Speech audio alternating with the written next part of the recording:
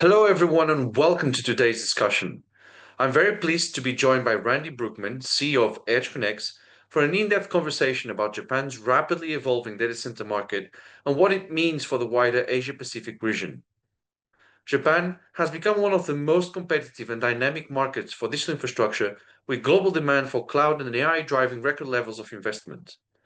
At the same time, challenges around financing, sustainability, and energy supply are shaping how operators position themselves for growth. In this conversation, we'll explore how EdgeConneX is approaching these opportunities and challenges. We'll look at the competitive landscape, site selection, and the financing environment.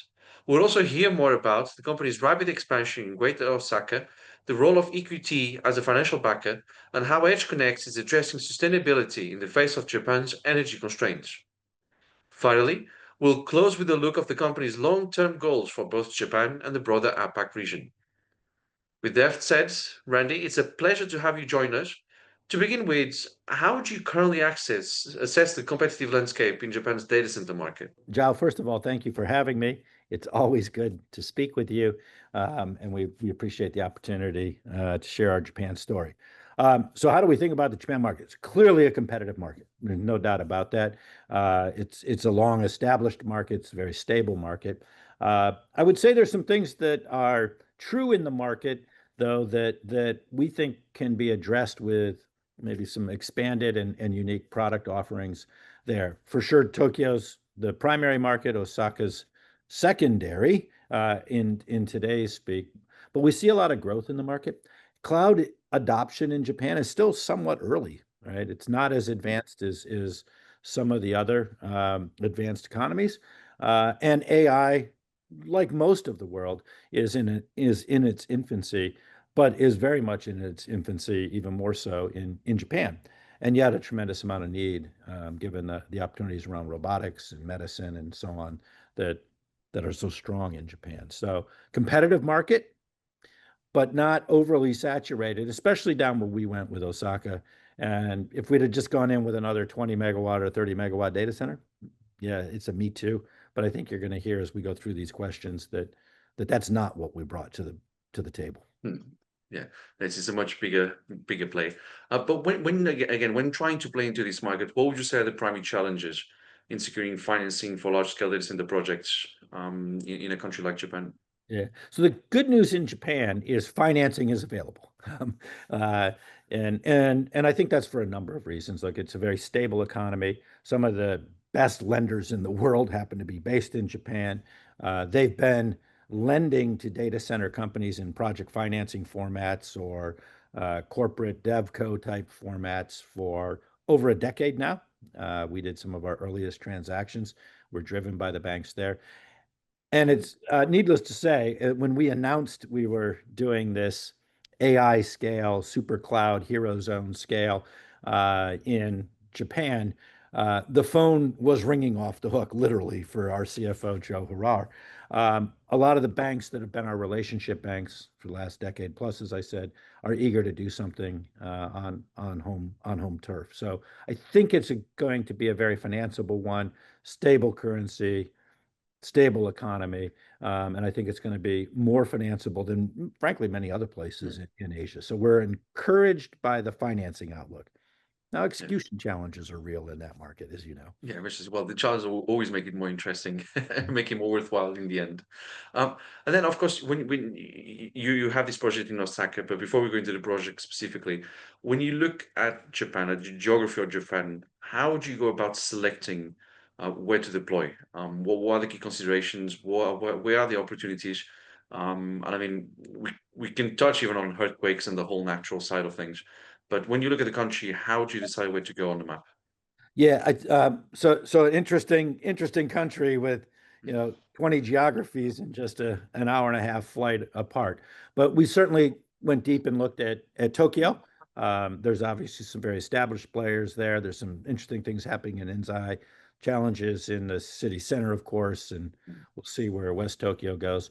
We looked at Osaka, kind of evaluated some of the pros and cons and trade-offs there. It's obviously the second market in Japan today, but where did we think where did we think AI was going to drive that market and what other considerations? We looked up in Hokkaido, up to the northwest, and we looked down south in Fukuoka as well. So we've looked at a number of places. I think the latter two will happen, but in course. And so we kind of came to a conclusion that if we can find the right parcel or parcels where we can get scale 100, 200, in our case, two parcels put together, but not very far apart, of 350 plus MVA. That with the pricing being a little cheaper than Tokyo, with the connectivity costs being as good or better than some of the things in Tokyo, and some of the other places I mentioned have real connectivity challenges, Mm. with a relatively okay mix of power, not as good as some, not as bad as others. Um, and you mentioned some of the issues around earthquakes and water, and so we had to pick our zones carefully. So we went a little to the up from Osaka, but still within the availability zones of Osaka. And then the timing of power at the end of the day. So we spent an awful lot of time. I cannot tell you all the frogs we kissed along the way. That turns out we're just frogs. The No the comment. Yeah, hey, it happens. The but what we were able to do here is get one plot of 150 plus megawatts of IT capacity, and a second one of over 100 megawatts of IT capacity, contiguous, one plot, and power starting to arrive in 2027. I'm going to stop there for a moment. Not 2030, like you often hear in Japan, not 2032, 2027 for campuses that have the immediate and expansion capability to support these AI rollouts that you need, whether it be inference, frankly, or training, optimized training in this case, to support enterprise AI, frankly, to properly build big cloud zones that, and we don't want to lose sight of that. The cloud continues to expand there, that can go into the 100 megawatts, or better yet, a hybrid of cloud and AI, which I think Japan is more than ready for, at a power cost that's slightly less than Tokyo, right? On top of it all, and slightly less than Tokyo. So we got there. We did it quietly. It was not an easy project. We had to do some work, basically acquire an abandoned university, and second piece of property that was in great shape, just had not been attended to. Um, but I thought the power story came together really interesting there. So we'll be layering in power starting in 27, as I mentioned, and actually between the two sites, they intersperse between 27 and 29. That's a tough power story. That's a great power story, but that's in a market that has tough power stories. Yeah, no, I'm sure, because it's very easy to almost summarize this into a 2 minute answer, but the amount of work that goes over months, if not years, to get to those 2 minutes. So it's not an easy market to break into. What's the bigger dream? How many megawatts or gigawatts are you looking at for Japan? And do you have a pipeline, a timeline of when you're going to be rolling things out? So beyond 2030 as well, if we can cross the decade. So look, I don't think we'll be one and done. I hope this is our first of what will be a series of campuses. The ultimate person to answer that question are our customers as to how big and how many. I think the country will grow to gigawatt scale. Even for someone like us can get there, certainly half a gigawatt or more over the course of time. Yes, it will be over a period of time. I think you'll see some more growth where we're at. I actually think you'll see a couple of other markets open up over the course of time, where the government's trying to push some of the data centers, and economic development. But hey, that takes a long time, right? That's a big investment. The good news for us is we have, our financial backer is EQT. It's nice to have the world's second largest private equity firm, one of the world's largest infrastructure investors as your capital. It's patient, it's scaled, and quite frankly, they're very committed to the market. One of the lead partners, as a matter of fact, that I work with for Asia happens to be based in Japan. Mm. So it works out very well. And of course, if you're somebody like EQT, they love the fact that we've got a stable economy campus coming up in Japan, balancing, some of the more emerging markets that we have in Malaysia and Indonesia and India. So it's good to kind of have that mix of stable and emerging. Yeah, no, 100% brings the whole play into the picture as well. And then, of course, you've already kind of mentioned the energy constraints. I mean, those are everywhere. There's no country, I think, they look in the world that doesn't have some sort of story around that. How do you go around Japan's energy constraints, and how do you relate all that back to EdgeConneX's sustainability story? Because I mean, again, we are building all these facilities from ground up or renewing them, retrofitting them, but we still need to be conscious of the climate of the planet that we live in. How do you go about balancing energy constraints versus climate? Yep. So look, there are energy constraints to say the least, as you say, everywhere. Mm. In Japan, you're really faced with you have to work with uh, the monopolies, right? The TEPCOs and the KEPCOs, right? Like that's it. That's who you're going to work with. That's how it's going to be done. If you look at something like the United States, there's a little bit more optionality. You've got some states that are even fully deregulated and competitive, and it's interesting what happens when you get into that environment. Similarly, it's interesting what happens when you don't have competitive environments. In Japan's classic case of the latter. So to do this right, we actually spent a lot of time with the power companies to find places that would have a differentiated power story.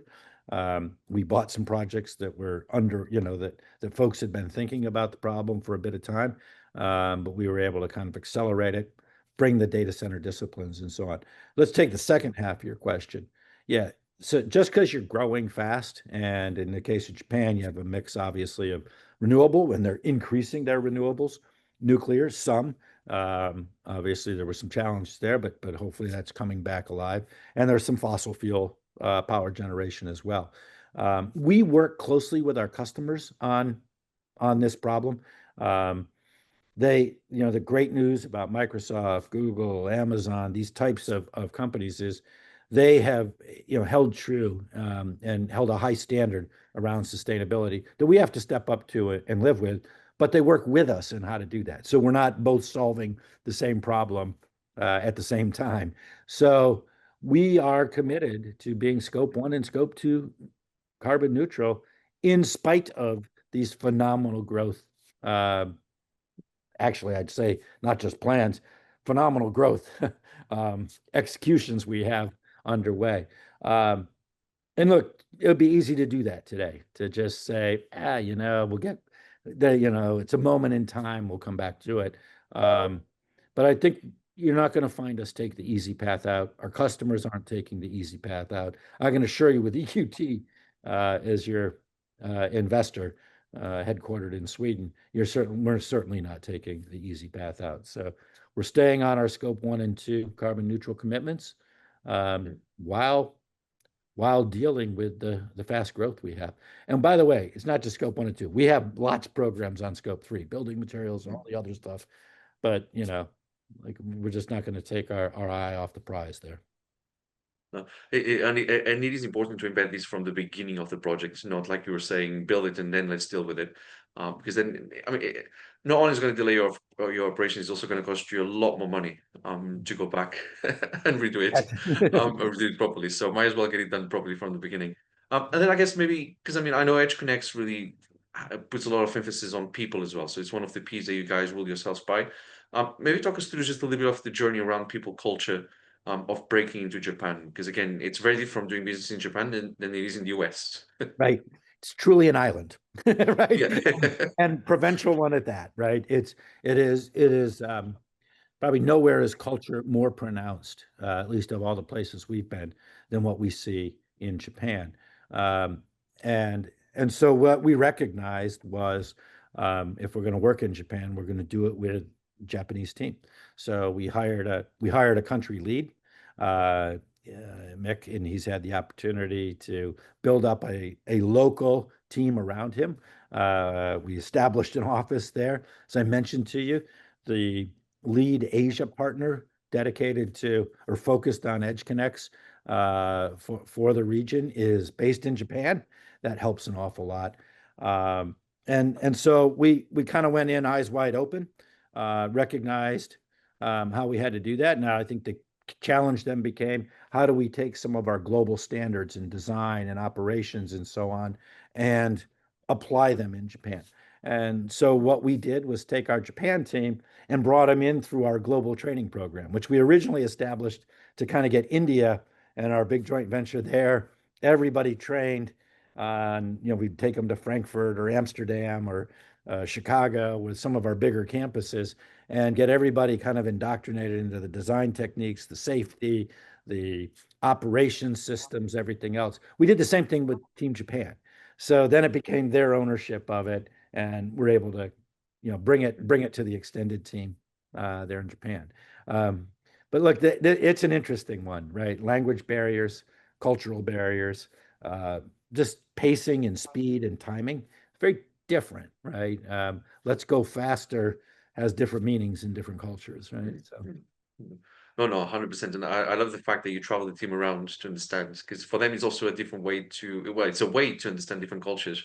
And then when they go back, they have a much different perspective of the world. But Randy, I won't take much more of your time. Just talk us through very quickly about EdgeConneX pipeline for Asia as a whole. So Asia Pacific, you've already kind of mentioned, so of course we've spoken about Japan, you've already mentioned Malaysia, Indonesia, but what else is coming? Within those they already are in, the country they're already in, but then what's next? obviously, The dread question of like, where's next? yeah. Well, where I'm going next is my board meeting later today. So Yeah. that's as far as you're going to get from too far forward on a Is that projection. going to be in Australia? Are we talking about? We'll save the next dialogue between us for that one. Look, we've had the opportunity to, frankly, have meaningful and relatively quick success in Indonesia. India continues to be a market for us that is just beyond compare. Malaysia has started off strong. We've built a great relationship with the power company. We've been able to secure power, quickly build the substations, both high power and commercial that have been required. We've been happy to do that. We announced a while ago, or was announced a while ago, a JV with the Boites. I think the Philippine stuff will take a little bit longer, but we'll get there. We're very concentrated right now on what we want to do with Japan. Got a unique product with a great power story. Um, as the AI roadmap becomes clear of our customers and maybe of their customers, more importantly, I think we're starting to get the inquiries we expected to have. I suspect we're a little ahead of the market still. It's okay. I'd rather be ahead of it than behind. Than following it. Um, yeah, look, that I don't think you're going to see us go into many more countries, maybe one at most two. That's probably not where we're going. You'll see us going fewer but bigger bets, right? We're in hundreds of megawatts in all the places I've mentioned. And I think that's kind of where we found our footing and are doing very well. Yeah. Well, we can't wait to see the journey, but I won't take more of your time. Randy Brouckman, CEO of EdgeConneX, thank you so much for talking to me. As for your home, thank you for watching, and do check our website and social media for the latest global digital infrastructure news at the tech capital you lead, we report. Bye for now.